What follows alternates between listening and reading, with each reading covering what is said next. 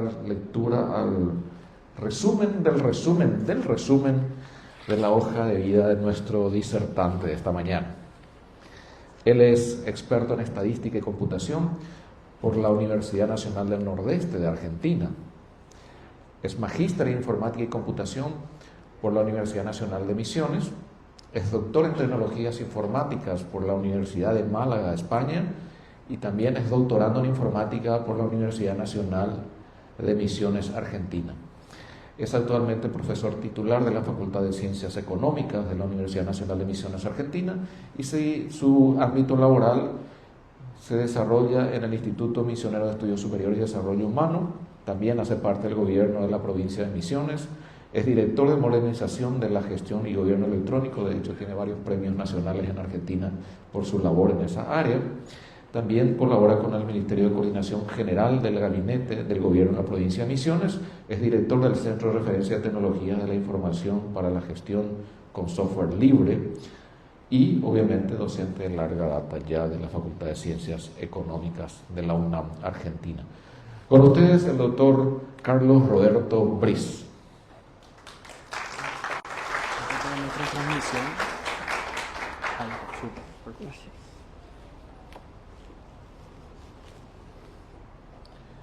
Muchas gracias. Voy a indicar con el tiempo. Perfecto. Adelante. Bien. Buenos días. Primero quiero expresar mi agradecimiento y el honor por la invitación de participar en este prestigioso evento y la oportunidad de dar a conocer algo de lo que estamos haciendo en la temática específica de lo que es el uso de la tecnología y la innovación en la educación superior. Particularmente se planteaba el tema es hablar de transformación digital. Y una de las cuestiones que rescato en este sentido es cuando uno pretende hacer un cambio sustancial en una organización, como la palabra lo indica, transformación, no se puede pensar en los mismos términos en los cuales está embebido en el problema. Implica tener pensamiento lateral, pensar fuera de la caja, pensar alternativas que no son las habituales y las tradicionales. Por lo tanto, se requiere un cambio de mentalidad muy grande para iniciar este proceso, que es un camino que va a llevar a ese llegar al punto final de la transformación. Así que lo que veremos en dos tiempos de esta charla, primero es cuál es el camino para llegar a una transformación digital en el ámbito de la educación superior y posteriormente tratar de contestar las preguntas de cómo se hace y qué podemos hacer. Y más que contestar las preguntas, voy a tratar de mostrar qué hicimos al respecto, siendo un poco autorreferencial en las tareas que a lo largo de casi 4 décadas de ser docente en la facultad, de estar responsable tanto en el área de tecnología y de informática, ir sumando estos pequeños pasos para poder avanzar y que nos permitan hoy decir que hicimos la transformación digital en nuestra unidad académica. Así que la pregunta es, ¿qué es la transformación digital? Hoy una frase bastante en boga y la cuestión es que depende de quién lo pregunte y cuál es su objetivo, las respuestas son muy distintas. No hay una concepción muy exacta de qué es precisamente una transformación digital, pero suena interesante, es una frase bastante marketinera, invita a sumarse a este proceso. Por lo tanto, a veces cuando me preguntan qué es una transformación digital, digo, históricamente pasamos por distintas etapas en estas cuestiones. Primero hablamos de informatización, después hablamos de despapelización y hoy un poco eso está fuera de boga, ya casi no se habla de informatización, ahora lo importante es hablar de transformación digital. Esto es lo que está de moda, lo que está en boga, esto se vende muy bien como para presentar como iniciativa o un camino a seguir dentro de las instituciones. Y cuando preguntan y les muestro ¿qué implica una transformación? Me voy un poco a recorrer la historia de cuando veíamos películas. No hace mucho tiempo atrás teníamos que ir a un cine, en el cine tenían el film almacenado en un carrete, había que buscar un proyector, había uno que se realizaba en una sala. Posteriormente eso se pasó al proceso de digitalización, el cual ya teníamos disponible el medio para poder reproducirlo nosotros según nuestros intereses. Y la transformación ocurre cuando desapareció el medio físico y se convirtió en un servicio virtual. Entiéndase, es un proceso largo, es un proceso que implica cosas duras. Acá desaparecieron empresas, acá desaparecieron servicios, tipos de empleos, y se convirtieron en otra cosa al llegar al tipo de transformación. Entonces, cuando uno habla con las autoridades y les pregunta ¿qué quieren hacer con la transformación? ¿Qué piensa que es la transformación? Entonces yo les explico, bueno, es de esto a esto. Ah, muy lindo, hermoso, yo quiero ser así. Me interesa pasar de esto a esto, que se ve muy vistoso, es hermoso.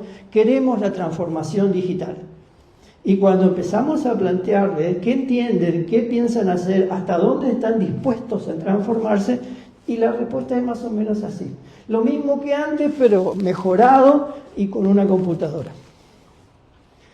Entonces decimos, no, es un poco más.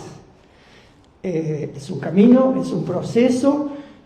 Convertirse de oruga a mariposa puede ser doloroso y implica un cambio. Ya no sos igual que antes, ya no sos más la oruga, ahora sos la mariposa. Por lo tanto, hay que hacer cambios duros, algunos que son muy drásticos, pero la idea es, si queremos precisamente llegar a ese punto final de ser la transformación digital, convertidos en esa mariposa, hay que hacer un camino.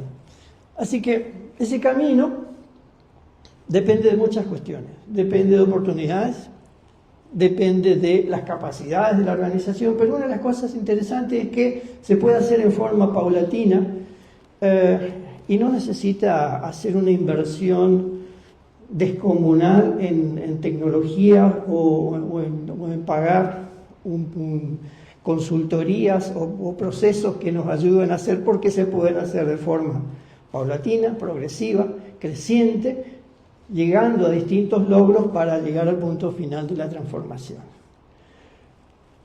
¿Qué es entonces? Es lo que resulta de aplicar las tecnologías digitales a todos los aspectos de la organización. Y si me preguntan, ¿cómo yo sé que una organización se transformó digitalmente? Y buscaba una respuesta y se me ocurrió: cuando la última impresora deje de funcionar y a nadie le importe, entonces hicimos la transformación digital. Nos despapelizamos y no dependemos de ese vicio papel de tener que tener todo tangible a mano, y pasó a ser todo digital. Ese día en que nadie se preocupe de que la última impresora no funciona más, puedo decir, me transformé. Ahora la organización es digital. Pero una de las cosas que hay que plantear al principio es que se empieza por las personas. La transformación no es comprar computadoras e invertir en tecnología, llamar a los expertos a que nos hagan coaching de cómo hay que hacer para hacer la transformación, porque esto empieza acá. Y son tantos las personas las responsables como también son las inhabilitadoras, si es que no están dispuestas a pasar de oruga a mariposa. Requiere de un compromiso, requiere de una aceptación al cambio para poder llevar adelante esa respuesta. Entonces decimos, la tecnología es un medio, es el que habilita el proceso de transformación, pero acá está el núcleo donde hay que ponerse a trabajar. Y esas personas son el centro y también son la principal causa de la falta de avance. ¿Por qué? Porque hay que hacer una muy buena estrategia comunicacional, hay que hacer una muy buena estrategia de reconversión de procesos y de roles para lograr la adopción de esa tecnología. Como dije, esto es un proceso y se lo puede medir en lo que llamamos distintos niveles de madurez, etapas. No es algo que ocurre de la noche a la mañana porque es un proceso que requiere de un tiempo de maduración y aceptación de cada una de las etapas. Entonces podemos pasar de una etapa básica, no estoy transformado, en la etapa inicial quiero hacer la transformación y me informo de qué se trata. En la etapa de estrategia empiezo a desarrollar las actividades y las acciones que voy a transformar, y la última llego a la innovación, donde puedo empezar a decir hay cosas que ya no se hacen igual que antes y ahora son todas digitales. De la misma manera puedo plantearlo así, con estos distintos niveles. En un primero, soy un principiante, me interesa saber de qué se trata, pero todavía hay áreas totalmente desconectadas, algunas están digitalizadas, otras no. Después empiezo a integrar sistemas, empiezo a hacer de que los sistemas se comuniquen y hablen entre sí. Paso a ser colaborador entre las distintas de los distintos miembros de la organización, para llegar al tema al punto final donde decía soy un campeón digital y he concluido la transformación digital de la organización. Generalmente la mayoría queda entre el 3 y el 4. No ocurre una transformación pura donde se eliminan todos los procesos manuales o todos los procesos que no están totalmente digitalizados. Lo que sí tengo que tener en cuenta es que para hacer este trabajo tengo que pensar en distintas dimensiones, que pueden darse en paralelo, pero que requieren una atención particular a cada una de ellas, empezando por la infraestructura tecnológica.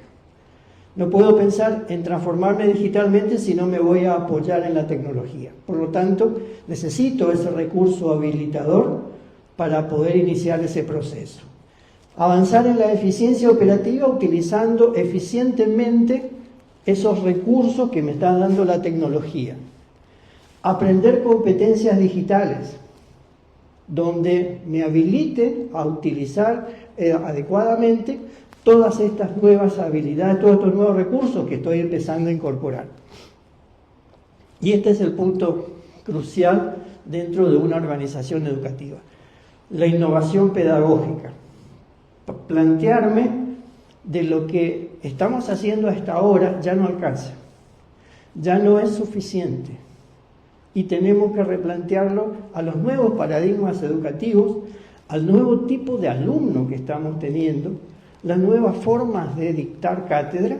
Por lo tanto, este es el trabajo realmente arduo, que implica cambio de programas, cambio de modalidades, cambio de técnicas de enseñanza. Todo esto tiene que estar soportado por la gobernanza de los datos. Si estamos hablando de un proceso de digitalización, tengo que tener un control adecuado de los datos sobre los cuales me estoy soportando, y pensar en el cambio de la cultura organizacional. Siempre me preguntan, ¿qué es cultura organizacional? Y es cuando te responden, acá siempre se hizo así. Y no vamos a cambiarlo. Esa es la típica cultura que uno pretende empezar a cambiar, a adoptar nuevos paradigmas, esos paradigmas basados en el uso intensivo de la tecnología para avanzar en el proceso. Bien, voy a rápidamente mencionar qué son estas dimensiones que hay que tener en cuenta. La tecnología es la que apoya el éxito, ¿está? Y eso incluye todo lo que tiene que ver con hardware, software, sistemas. Esto es lo que le corresponde al trabajo de los informáticos. Es lo que me van a dar el soporte tecnológico para poder avanzar. La eficiencia operativa tiene que ver con empezar a usar adecuadamente esos sistemas, pensar en reingeniería de procesos. Esto es, desde el vamos, pensar que lo que estoy haciendo no es eficiente y requiere una adecuación, por lo tanto tengo que rediseñar esos procesos para hacerlos más óptimos, menos costosos y más rápidos. Mejorar el acceso a la información y innovar en la gestión utilizando las nuevas tecnologías que me habilitan. Las competencias digitales implican programas de formación continua, tal como lo explicó el profesor Barán hace un ratito. Necesitamos una formación continua, permanente, pero no solamente de los docentes, es todo el cuerpo, del rector hasta el área de servicio tiene que saber de qué estamos hablando. Porque si solamente voy a pensar en reconvertir a los docentes, me estoy perdiendo que los que toman decisiones no están entendiendo de qué estoy hablando. Y los que dan soporte están mirando cómo se transforman los otros y siguen estando fuera del sistema. Por lo tanto, cuando hablo de formación continua, tengo que pensar en un programa que es vertical. De arriba a abajo, todos, de alguna manera tienen que entender cuál es el proceso en el cual están involucrados. Como dije, la innovación pedagógica, que era el nudo de esta cuestión, donde tengo que rediseñar mis estrategias, adoptar nuevos modelos disruptivos, algo que no se hace, que tengo que pensarlo totalmente desde cero, cómo voy a encarar estos nuevos modelos educativos y transformar el rol del docente, como bien lo decía el profesor Barán. Ya no sirve el profesor que viene, se para, da una clase, explica un tema, me da a leer un libro y después me toma un examen para ver cuánto me acordé. Ese modelo está agotado, ese modelo ya no es viable. Entonces, el rol del docente ahora es el de guía, es el del tutor, es el inspirador, el que me tiene que habilitar a descubrir la educación y no solamente plantarse acá y decirme, estudiame las 4 páginas de este libro, después te voy a tomar a ver qué entendiste. Ese modelo se agotó y estamos obligados a repensar qué rol va a tener el docente. Y lo que se me ocurre hacia dónde estamos yendo es, el rol del docente es el habilitador, es el tutor, es el acompañante pedagógico al descubrimiento del conocimiento por parte del alumno. Gobernanza de la base de datos es un tema que también ahora tiene que ver con el área informática. ¿Por qué? Porque como estoy soportando todo ese cambio de infraestructura sobre la tecnología y la gestión adecuada de los datos, tengo que tener políticas, procedimientos, prácticas, que muchas veces están todas implícitas, no están escritas.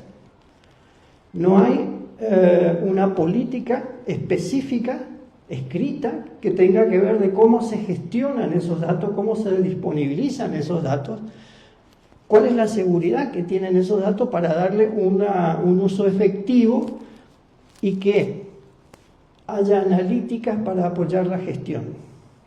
Sistemas que sean capaces de interpretar esos datos para darme soporte a mi toma de decisiones estratégicas como institución. Y por último hablamos de la cultura organizacional. Adaptarme a los cambios de paradigma, centrarme en los valores, creencias, normas y costumbres que influyen en el comportamiento de los miembros. Esto quiere decir de que tengo que aprender a comunicar, liderar, capacitar e innovar dentro de la organización. Para hacer esto, una transformación digital, una cosa práctica es hacer un autodiagnóstico. Algo práctico que es saber dónde estoy. Así que tomando estas dimensiones que son sugeridas, ¿no? ¿Cuáles son las dimensiones que puedo tomar en consideración? Hacer un diagnóstico situacional para que me diga en un diagrama como es el caso de Kvyat, y tomando estos valores, cuál es mi situación actual. Y a partir de ahí poder saber dónde tengo que poner el foco de atención para reforzar y lograr llevar todas estas puntas al 100% y lograr el estado de transformación que estoy buscando. Por otro lado, hay algunas sugerencias, como por ejemplo los pasos que tenga que conocer.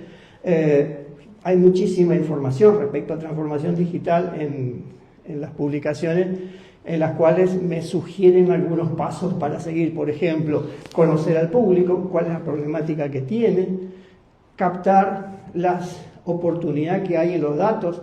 Gestionamos muchísimos datos que me pueden ofrecer una gran cantidad de información si yo sé interpretarlos y que me puedan dar indicadores de gestión, probar las distintas etapas que estoy implementando para ver si sirven, no sirven, adaptarlas, adaptar nuevas formas de trabajo, Cuando voy a pasar de las tareas manuales a tareas digitalizadas o hacer trabajos repetitivos, hacer trabajos gestionados, tener que hacer ese proceso de adaptación.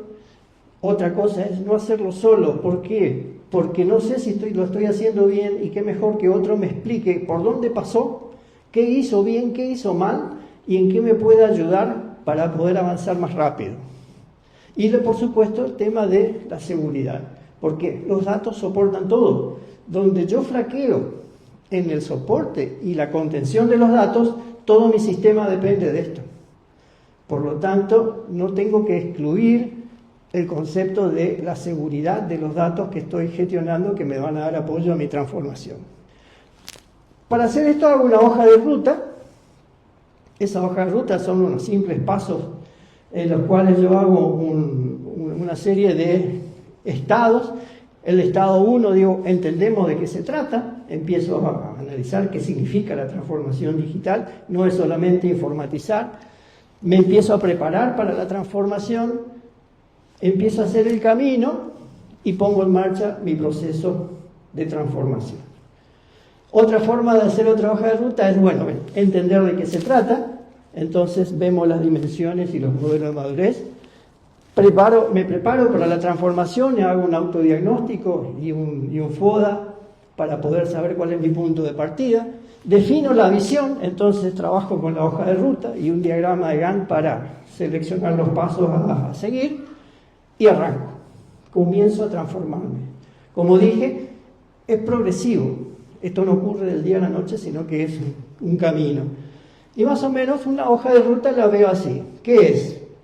Un conjunto de pasos, me genera una visión estratégica, tengo una perspectiva de qué es lo que quiero hacer y las acciones que voy a poner en marcha. Muchas de esas acciones que voy a poner en marcha no sé cuáles son, simplemente las voy creando sobre la marcha, las voy adaptando de otras que aprendo, las voy implementando para poder lograr hasta el punto final. ¿Qué tiene que ser esa hoja de ruta? Bien, muy clara, específica, qué se va a hacer, tiene que ser visible porque todos tienen que saber a dónde estamos yendo, no hay cambio estratégico si todos los miembros no saben a dónde van, tiene que ser realista en función de qué puedo lograr, predecible y fácil de seguir y comunicar. Voy a la siguiente etapa, que dije que iba a hacer dos. Primero, dar una introducción de qué hablamos cuando hablamos de transformación digital. Hablamos de las dimensiones, hablamos de la hoja de ruta, el diagnóstico. Ahora quiero mostrar cómo hicimos un plan y vuelvo y recalco esto de autorreferencial y me disculpo, porque no quise ser teórico en decir hay que hacer esto, hay que hacer esto, hay que hacer esto, y preferí mostrarles qué fue lo que ya hicimos.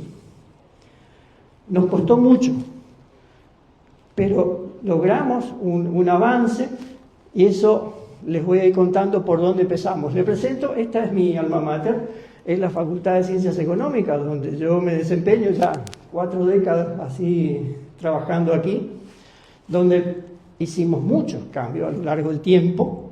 Entonces empezamos con la infraestructura tecnológica, voy a ir pasando por las dimensiones. ¿Qué hicimos? Tomamos una decisión muy drástica. Desde el 2005 utilizamos solamente Linux. Y acá muchas veces sí, pero no, pero acá no, acá sí, acá no. Y acá empezamos con la cultura organizacional. ¿Cómo hago el cambio de mentalidad? Porque utilizar esta herramienta, bien rescato las palabras del doctor Barán, es ético, es económicamente sustentable, es moral. Por eso tomamos esta decisión y empezamos a trabajar primero en los servidores, después en todas las máquinas, en el laboratorio y en la biblioteca. Desde hace casi 20 años solo utilizamos GNU con Linux en la facultad. Gestión multiplataforma, de tal manera de que el mismo sistema se puede ejecutar en cualquier tipo de plataforma, ya sea en la web, ya sea en una PC, ya sea en el celular o en una tablet, de tal manera de que no haya impedimentos y quede atado un sistema a una única forma de utilizarlo. Implementamos una nube, tratando de replicar los servicios que nos ofrece normalmente el Google Drive con el Google Docs.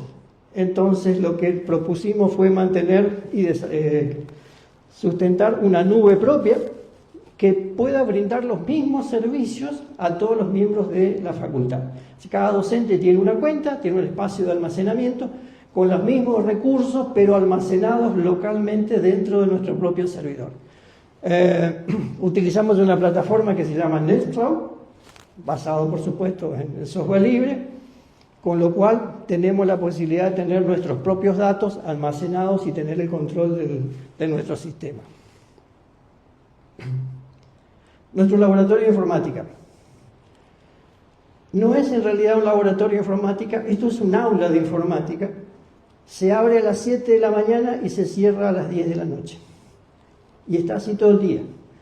No tiene llave, con lo cual, como recurso para todos los alumnos que necesiten utilizar una computadora en cualquier momento, inclusive vienen los alumnos y dan la clase ahí, viene un profesor y explica con una la computadora, vienen los alumnos solos y tienen su propio lugar de estudio, más allá de que se dictan clases en este laboratorio. Esto es un aula que tiene servicio todo el día y acá no hay registro, el alumno entra, usa en función del tiempo que tenga disponible, con lo cual mejoramos muchísimo la inclusión de aquel que no tiene una computadora. No todos nuestros alumnos tienen una notebook para poder utilizarla, entonces les brindamos. Vengan y tienen el equipo disponible en la facultad. Normalmente las bibliotecas suelen tener esta forma, un aula de uso común, donde los alumnos se reúnen a estudiar. Lo que hicimos fue un par de ajustes en este espacio, en el cual llevamos parte del laboratorio del aula de informática a la propia biblioteca. Hay ahí 7 máquinas con conectividad al internet, de tal manera que si el alumno necesita consultar a internet, directamente se sienta en una de esas computadoras y las usa dentro del aula de informática, dentro del propio laboratorio. Y hay un apartado dentro de este mismo espacio que es la sala de autogestión. En este caso hay una sala especial donde hay un volumen de cada uno de los libros, hay una tablet en cada cubículo y el alumno viene, busca en el catálogo, se sirve solo los libros que quiere leer y estudia en este ambiente más silencioso que el espacio común de la biblioteca. Esto nos ayudó mucho porque hay alumnos que no necesitan a veces trabajar en conjunto, vienen a hacer su investigación, los docentes vienen a hacer su investigación y manejan autogestionado el propio servicio de la biblioteca. Con respecto a las competencias digitales, como decía, es un problema de la gente. Primero mi gente, después la tecnología. Así que apuntamos a que todo el personal tenga las habilidades necesarias y capacitamos a todos, directivos, administradores, docentes y hasta la gente de servicio. Cada uno con un plan de formación especial, de tal manera que todos entiendan qué estábamos haciendo y hacia dónde estábamos yendo y qué recursos tenían que manejar. Por ejemplo, curso de formación de Doodle del aula virtual para todos los docentes. Y esto se repite todos los meses, porque hay veces que no vienen todos, pero lo importante es que la plataforma que estamos utilizando como recurso tecnológico en la facultad, todos sepan usarla, desde el titular de cátedra hasta el último ayudante, que nadie quede exento de esta formación. Otra de las que tuvimos que trabajar fuertemente es el tema de la virtualización. Empezar a pensar que ya la educación presencial se estaba transformando en otra cosa. Estamos hoy en la era de la internet, donde los alumnos probablemente no puedan venir o están alejados de la facultad y que puedan seguir su formación, aunque no puedan estar presencial en el laboratorio. Febrero del año 2020. Me llama la secretaria académica y me dice: no vamos a abrir la facultad. Por la pandemia diseñen un plan de formación para que los docentes puedan seguir dando clases. Muchos de nuestros docentes no sabían nada de tecnología. Por lo tanto, tuvimos que urgente, entre gallos y medianoche, diseñar un plan de formación para que los docentes se adapten a la tecnología y empiecen a crear sus propios videos educativos, ya sea grabándose, dando la clase, de alguna manera una explicación, de tal manera que todo esto quede grabado en nuestro repositorio, y ahí empezamos este proceso de transformación a los docentes, apuntando a que puedan producir material pedagógico por sus propios medios y que ese medio esté disponible para ser consumido por los alumnos.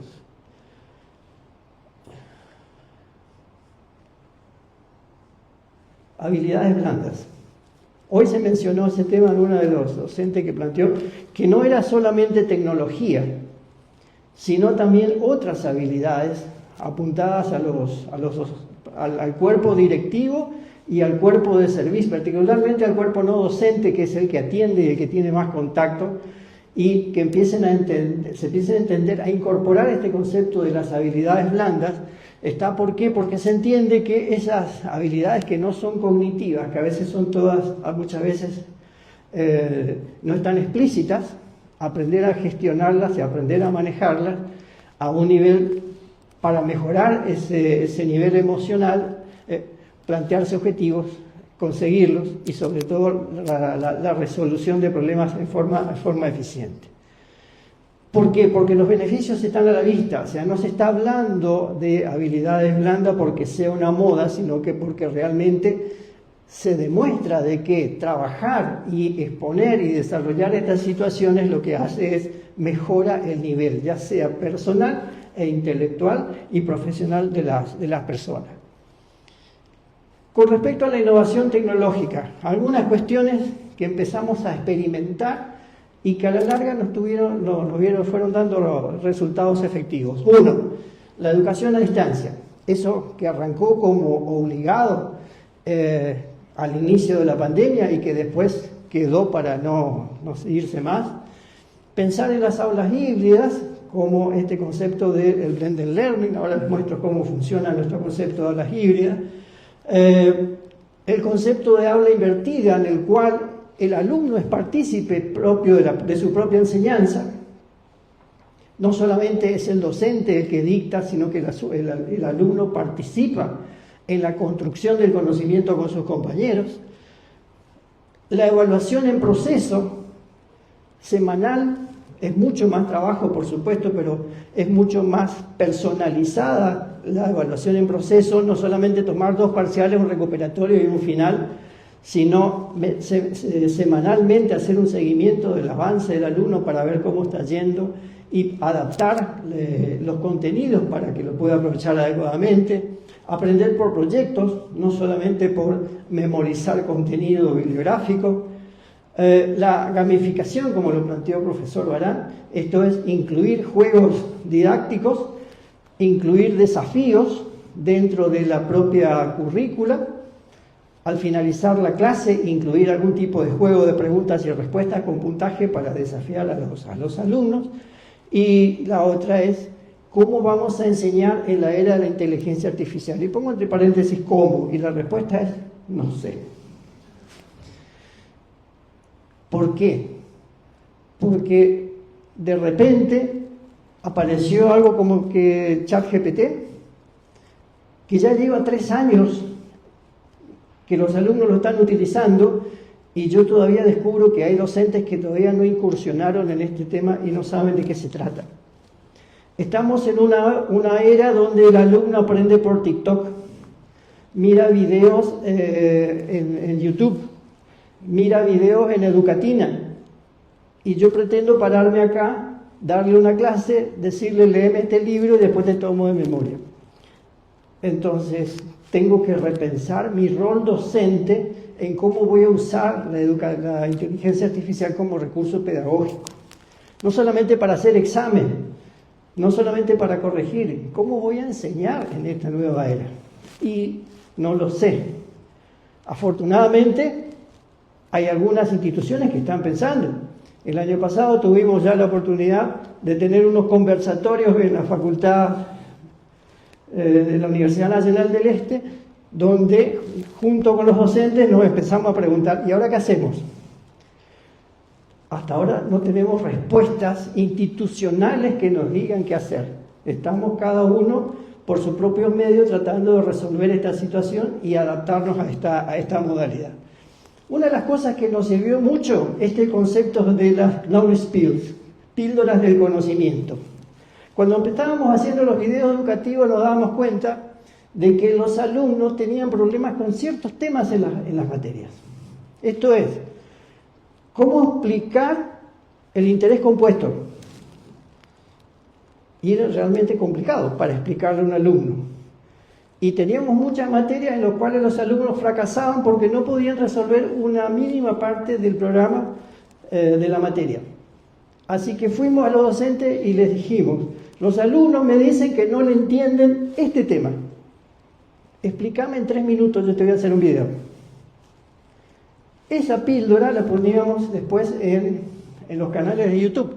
Así que creamos, esta es de mi cátedra, donde empezamos a crear temas cortitos, 3 minutos, 3 minutos, 3 minutos.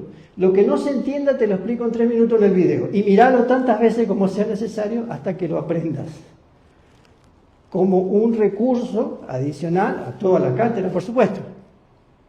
Y acá les muestro, o sea, tenemos así videos de cosas pequeñitas, pero que eran difíciles de comprender y explicar en una clase para todos, multitudinaria, y dejarla para que los alumnos lo puedan repetir las veces que sea necesaria hasta que completen su aprendizaje. El aula invertida. Aquí están los alumnos de mi cátedra enseñándole a sus compañeros, en el cual ellos semana a semana tienen que preparar un tema de la cátedra, en las cuales nosotros los apoyamos y dan la clase no a mí, le dan a sus compañeros, en su propio término, en su propio lenguaje, de tal manera de que los temas que nosotros los planteamos se refuerzan en una siguiente presentación donde ellos explican a sus compañeros qué comprendieron del tema y después se discute grupalmente la situación. Y esta es nuestra modalidad de aula invertida, aula híbrida, en el cual tenemos el docente, una parte del alumnado y el resto de los alumnos está virtualmente presente a través de la tecnología. Esto nos permitió hacer de que disminuir la presencialidad, pero a su vez muchos alumnos que no se podían trasladar a la localidad donde se está dictando la clase puedan estar presentes y seguir las clases en forma virtual. Acá es otra representación, acá están los docentes guiando la clase y la presencialidad de los alumnos que no pueden estar en la clase presencial. Insistimos mucho en esto. Tomamos nosotros como filosofía de que vamos a utilizar software libre en la facultad. ¿Por qué? Porque filosóficamente y por muchos motivos esto es necesario. ¿Por qué? Porque nos dimos cuenta que estábamos haciendo esto. Estábamos produciendo profesionales que solamente sabían una marca, que solamente saben programar en una sola aplicación, que solamente saben utilizar un sistema de gestión, que era el que nos habían donado las empresas o que habían adquirido por algunas licencias educativas. Cuando nos dimos cuenta de que estábamos produciendo clientes y no profesionales, nos replanteamos de que había que hacer algo distinto, por eso tomamos la decisión de utilizar software libre como recurso pedagógico y dejar de enseñar marcas de cosas, porque estábamos dando curso de Word 6.0, curso de Word 95, curso de Word 2000 y seguíamos con la misma producto, cambiando simplemente el año de la marca. Cuando nos dimos cuenta de esto dijimos, paremos acá, replanteemos por qué. Adoptamos la filosofía de utilizar software libre, incluir Linux en nuestras plataformas y a partir de ahí construir otra modalidad, otro paradigma de conocimiento. ¿Para qué? Para que no nos ocurra esto. Porque la tecnología destruye profesiones muy rápidamente. Y si le enseñé solamente un producto a un alumno, me puede llegar a pasar esto. Bien, avanzo rápidamente con respecto a la gobernanza de los datos. Todo nuestro sistema de gestión educativo la provee un consorcio nacional que desarrolló el sistema de gestión de información universitaria, en el cual se interconectan verticalmente todos los módulos, y una de las cosas que avanzamos respecto a la transparencia es crear un repositorio, en este caso un digesto digital, donde está toda la normativa de la facultad, se publica acá. Todas las disposiciones y resoluciones quedan siempre accesibles para todos a través de simplemente un portal. Y cierro con algunas recomendaciones. ¿Dónde sigo? ¿De dónde encuentro ideas para avanzar con esto? Bien, la Comisión Europea, hay una documentación acerca de cómo avanzar en la transformación digital en la educación. La UNESCO también tiene mucha bibliografía al respecto, así que hay mucho del cual nutrirme para empezar a repensar cómo avanzar con mi transformación. Así que, muchas gracias.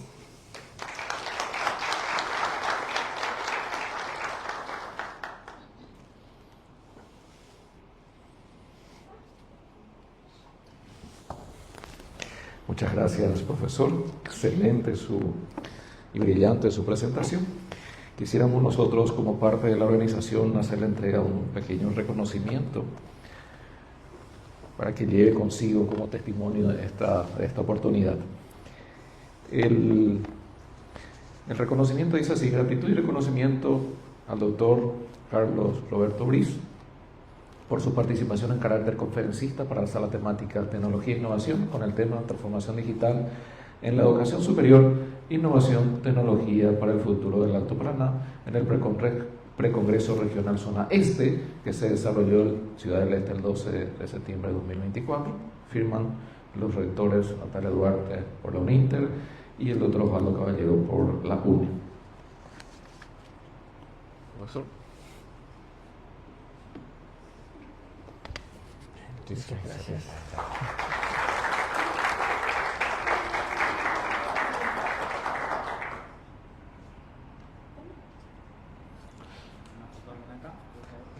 ¿La imagen no nos afecta?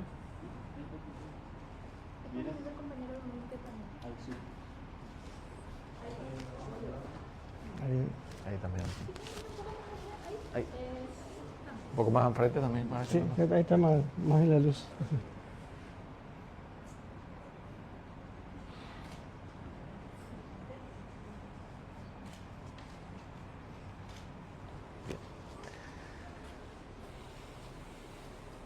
Bien, vamos a... ¿Se puede tomar asiento aquí? Pues ya le vamos a pasar el micrófono. Ahora empezamos en la parte interesante de la discusión. De hecho,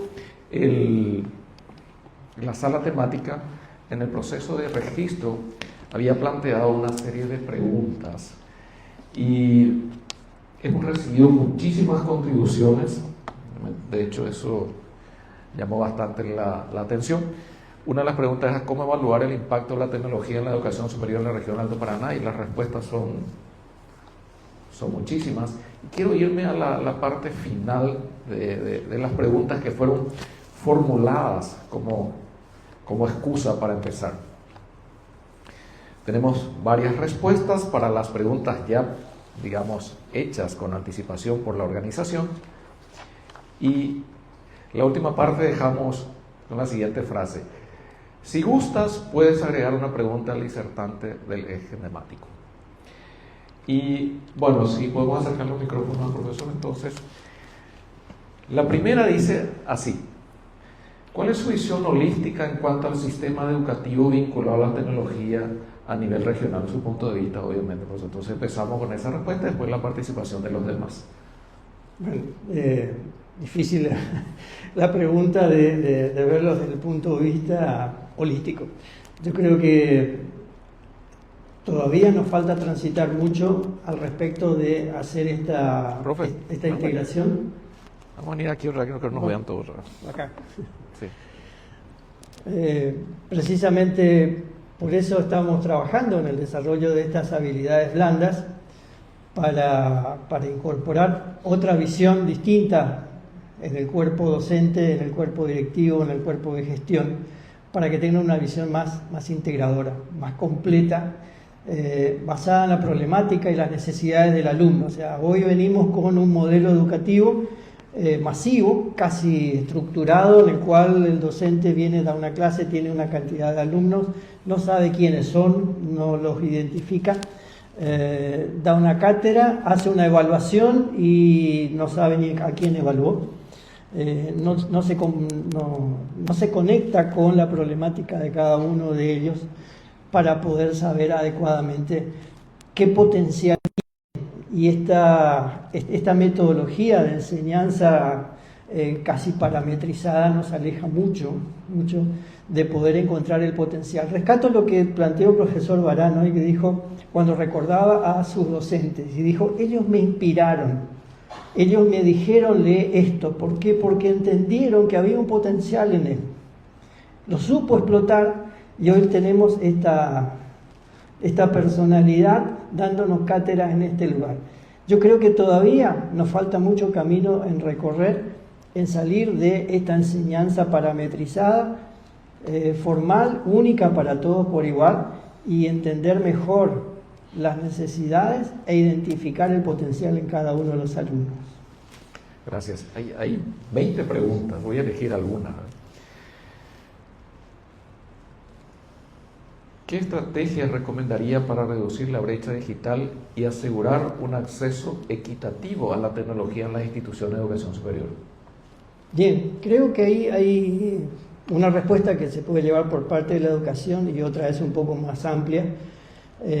Como políticas de inclusión educativa, muchos de los países acudieron a apoyar la tecnología, sustentar las necesidades de los alumnos con la distribución de las notebooks para los alumnos, para acercarlos a una tecnología que muchas veces no se ve el impacto que tiene eso, que no es solamente entregarle una notebook a un alumno, sino el impacto social que tiene, porque eso se derrama dentro de la familia. Particularmente a los alumnos que tienen escasos recursos, donde la familia se apropia de todo del uso de este recurso y lo utilizan para aprender a mandar un correo electrónico, para poder conectarse con los servicios. Por lo tanto, por parte del gobierno nacional, veo que las políticas del aportar tecnología para los alumnos es un recurso. Por el lado de la institución, lo que apuntamos nosotros es este sentido de disminuir la necesidad de los gastos que tenga que incurrir el alumno. Por eso insistimos muchísimo con este cambio de paradigma de que enseñamos con software libre. ¿Por qué? Porque el alumno no tiene por qué adquirir o a veces piratear un Windows, adquirir un software específico porque yo le enseño con esa aplicación, como docente aprendí con esa aplicación y se la quiero enseñar a los alumnos. Nosotros lo que enseñamos en nuestras cátedras son conceptos. Le entregamos las herramientas para que puedan defenderse en el futuro profesionalmente con la herramienta que quieran, pero no los vinculamos a una marca específica y lo convertimos en un cliente de ese producto de por vida. Excelente. Y una pregunta un poco complicada desde mi punto de vista, ¿verdad? Dice, ¿cómo insertar el carácter ético en el uso de la inteligencia artificial y cómo promocionar la investigación hacia esas temáticas? Bien, buena pregunta. Es un tema de discusión actualmente, el tema de la ética. No por nada, hace poco se promulgó en la Comunidad Europea una ley de inteligencia artificial precisamente que regula la ética del uso, en el cual tenemos que trabajar fuertemente en comunicar y formar a nuestros alumnos en el uso adecuado de estas herramientas.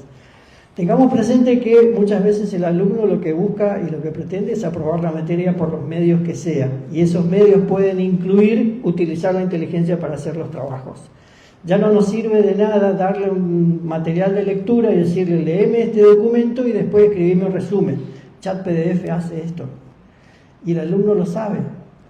Y el alumno va a trabajar por el menor esfuerzo. Por lo tanto, esa responsabilidad ética de decirlo, no hagas esto, porque yo ya sé que vas a hacer esto, implica que yo tengo que involucrarme y saber que eso existe, donde tengo que formarme fuertemente en el uso de las herramientas de inteligencia artificial para poder conducir al alumno en el uso de estas herramientas. Entonces, hay que trabajar fuertemente con esto de las habilidades blandas, reforzar el mensaje del uso ético de la herramienta. No es para que yo le dé un documento y me traiga un resumen que lo escribió la inteligencia y si pasa, pasa. ¿Qué va a pasar? Que si como docente yo no estoy involucrado y sé de qué va a pasar, me van a pasar. Y probablemente apruebe todo un curso que nunca leyó un libro. ¿Por qué? Porque no me interesó la inteligencia, no sé qué había, no sé qué herramientas hay, entonces hay que trabajar muy fuerte en involucrar tempranamente a nuestros docentes en estas herramientas, enseñarle qué puede hacer y que tiene que comunicar estos mensajes a los alumnos para poder conducirlos a que usen la herramienta de una forma productiva, de una forma en que les permita aumentar su conocimiento y no solamente mandarme una respuesta para pasar la materia.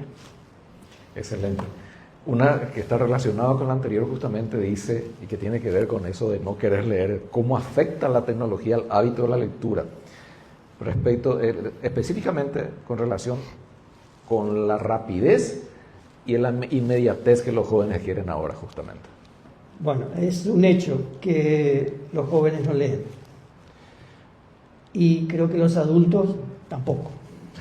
Tenemos muy poco hábito de leer y está esta tecnología que hoy nos invade, nos da la inmediatez de la solución.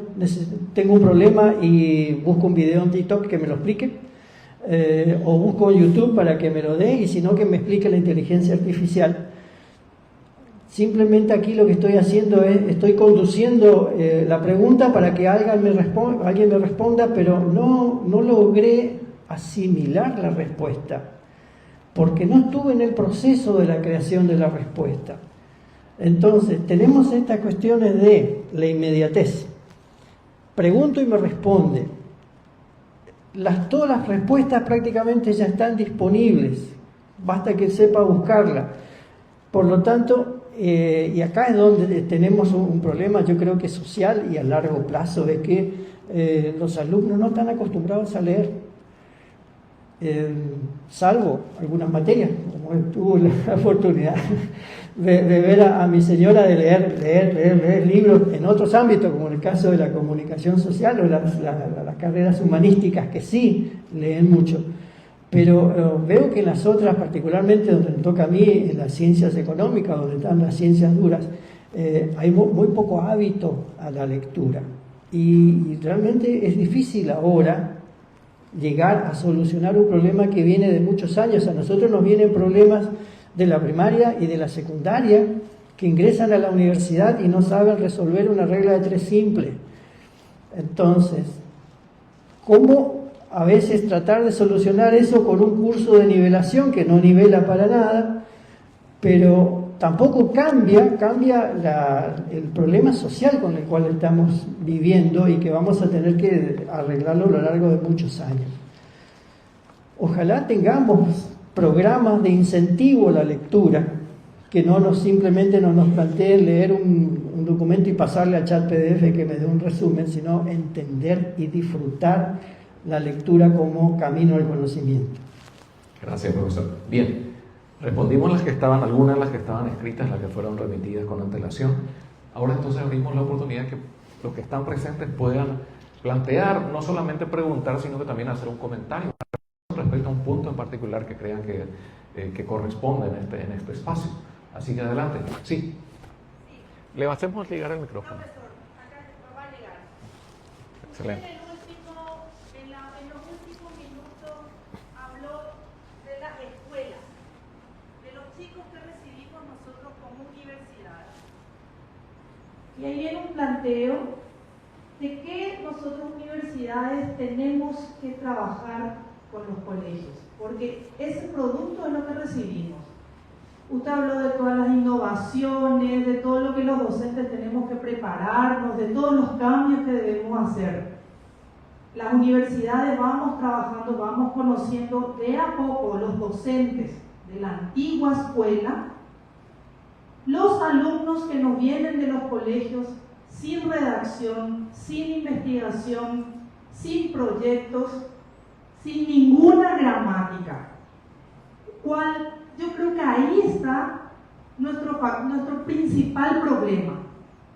¿Usted qué cree que podríamos hacer las universidades para con estos chicos que también vienen de un plan curricular, ¿verdad? Del ente regulador, que es lineal, no puede cambiar, no puede modificar, bien estructurado de años? Entonces, ¿cómo podemos trabajar nosotros en la universidad con nuestros futuros alumnos? Porque son ellos que vienen sin nada y nosotros debemos desde el primer semestre inyectar investigación y muchas otras áreas que debemos inyectar y ellos no dominan y no saben. Gracias. Bien, complicada la pregunta. Lo que sufrimos esta situación en las universidades es consecuencia de una política educativa. La solución no está en nuestras manos, sino está mucho más atrás. Está en el diseño curricular, que lo tiene que definir el cuerpo político o los ministerios de educación respecto a cuáles son los contenidos mínimos que tiene que alcanzar un alumno para poder llegar a un nivel universitario. Sin embargo, esa no es una cuestión que podamos resolver desde la universidad. La que en nuestra experiencia poca lo que hemos logrado es hacer algún tipo de articulación con las escuelas secundarias a través de algún programa de extensión universitaria donde empezamos a trabajar algunas temáticas que se tendrían que resolver en lo que hoy tenemos como los cursos de nivelación. Incentivar la lectura, la interpretación, el pensamiento crítico, la lectura comprensiva. Entonces, esos talleres que vamos llevando a los distintos niveles de la educación secundaria nos sirven en cierta manera como un paliativo para solucionar esta problemática de los alumnos que vienen con una deficiencia cognitiva muy grande y que cuesta muchísimo que empalmen este tipo de el cambio de la educación secundaria a la educación universitaria. Lo que se me ocurre como solución para atender a su pregunta es, bueno, trabajar en estos programas de extensión universitaria que puedan de alguna manera bajar a las escuelas a través de distintos talleres de lectocomprensión, que nos faciliten a nosotros después, al recibir a esos alumnos, tenerlos en un nivel de cognición adecuada. Otra pregunta. Marcos.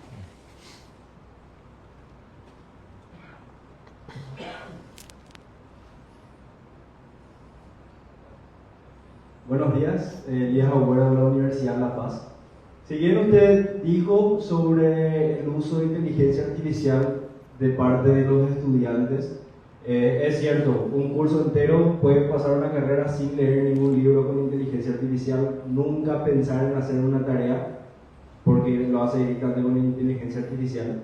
Y como estudiante y como docente también, ¿qué estrategia usted recomienda para que los docentes enseñen el correcto uso de la inteligencia artificial sin que los estudiantes lleguen todo por delante y solamente hagan toda la carrera con inteligencia artificial? Bien, vuelvo a mi pregunta, no sé cómo. Estamos buscando la solución. De hecho, el año pasado cuando venimos hablamos de un conversatorio, cómo enseñar en la era de inteligencia artificial. Tenemos que empezar a capacitar a nuestros docentes en el uso de las distintas herramientas para que puedan comunicar y poder transmitir este uso ético de la herramienta. Pero tiene que saber el docente conducir la enseñanza con el uso de la herramienta. ¿Por qué? Porque nos van a pasar Nos van a pasar porque yo le vuelvo a dar una tarea repetitiva que la pudo haber hecho y que se venía haciendo durante muchísimos años. Hoy ese esquema está totalmente roto. Ya no sirve más el modelo pedagógico actual.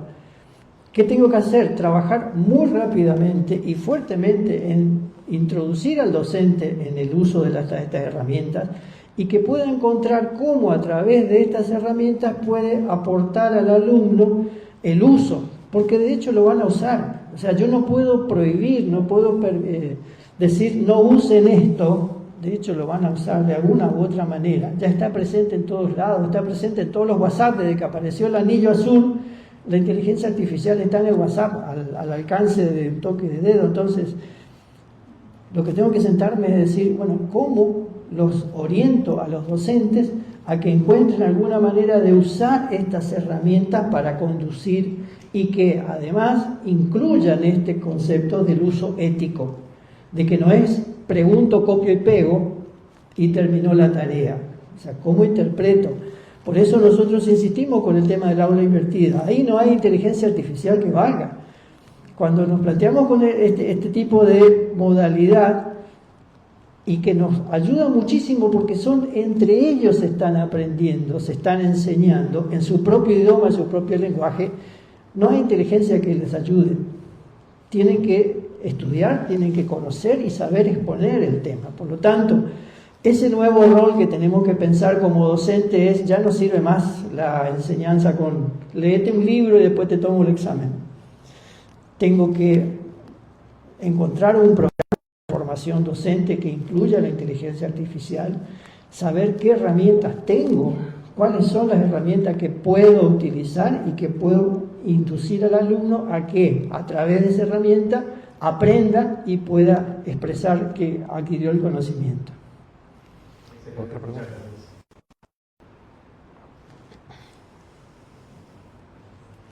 ¿Qué me pasa? No.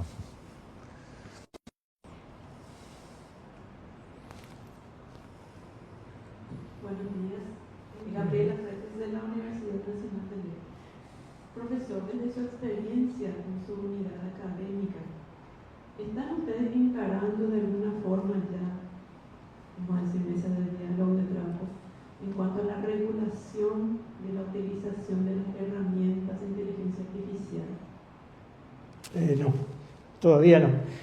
Como les dije, esto es algo muy nuevo.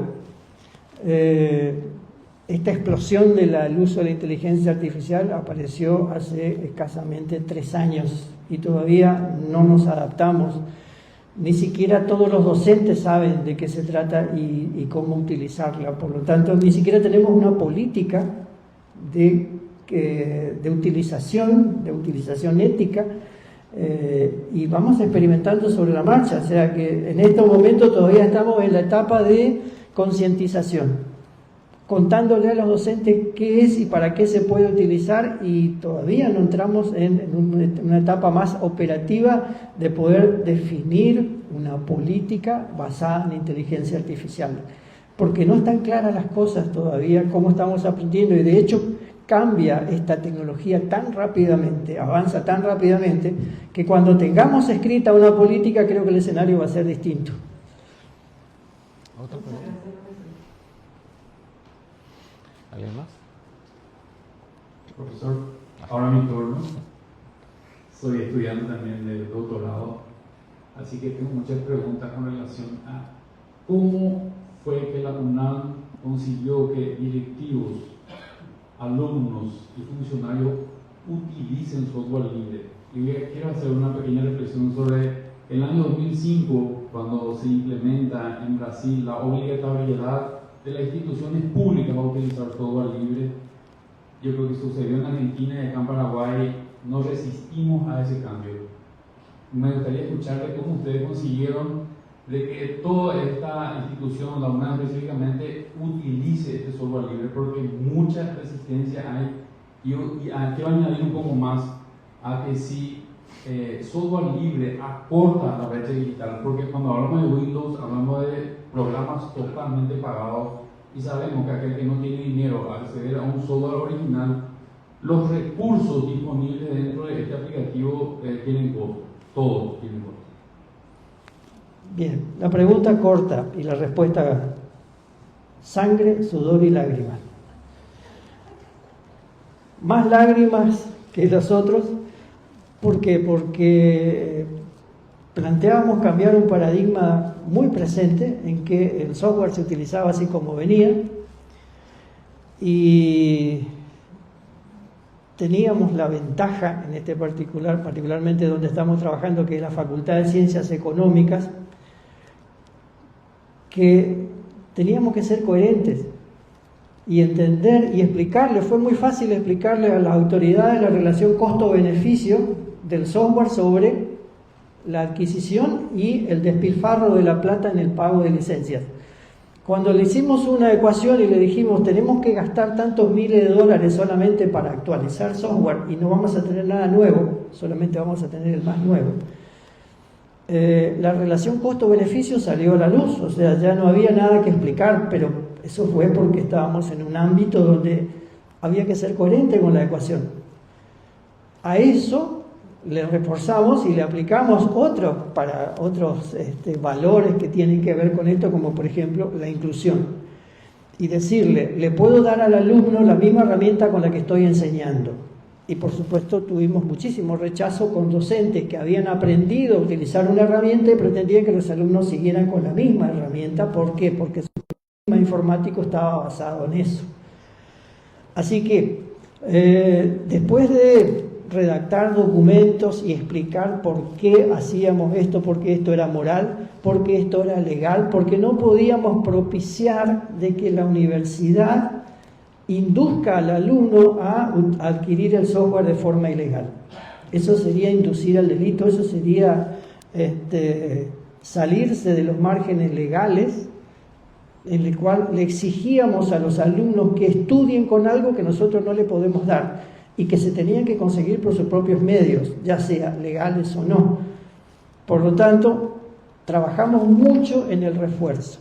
Y a diferencia de lo que se hizo en Brasil, que se optó por una normativa, nosotros aprendimos de eso y no hicimos el proceso de migración, hicimos el proceso de adopción. ¿Cómo ocurrió esto? Porque teníamos todas las máquinas basadas en Windows, tenían Word, tenían Excel. Hicimos un cambio silencioso. Empezamos a instalarle Firefox como navegador. Después le pusimos Thunderbird como gestor del correo. Después le pusimos LibreOffice en lugar del Office. Lo único que quedaba después era cambiar el sistema operativo, así que lo que hicimos fue un cambio de estética en el sistema operativo para que no se vea tan distinto, y ocurrió lo natural. Ya habían estado utilizando durante años software libre como herramientas de gestión. Cuando decidimos cambiar el sistema operativo fue un paso más.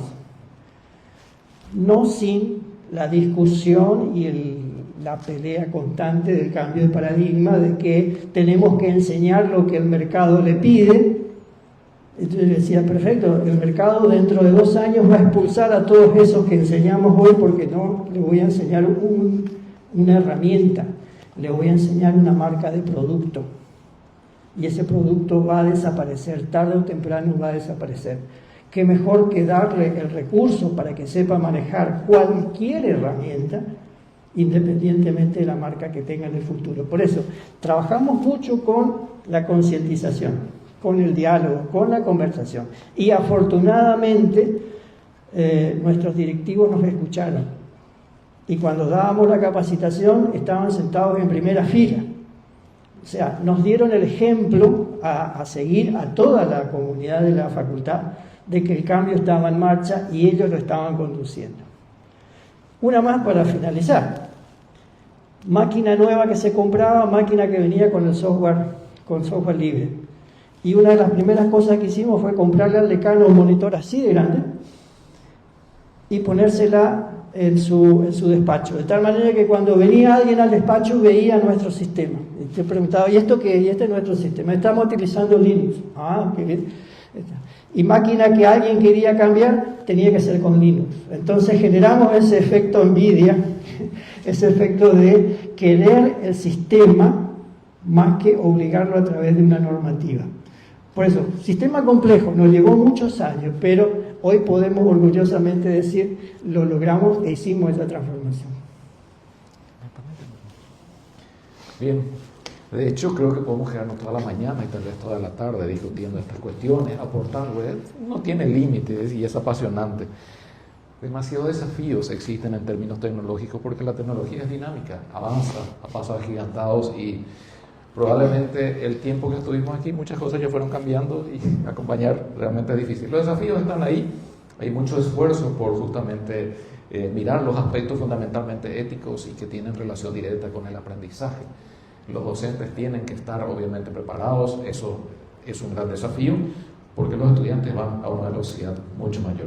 Bien, de esta forma entonces vamos cerrando la discusión de este espacio e invitamos a todos a pasar al espacio común para un pequeño refrigerio y después volver ya con todos los participantes de manera de dar un cierre a este precongreso. Muchas gracias, nos vemos luego. Gracias por su hermana.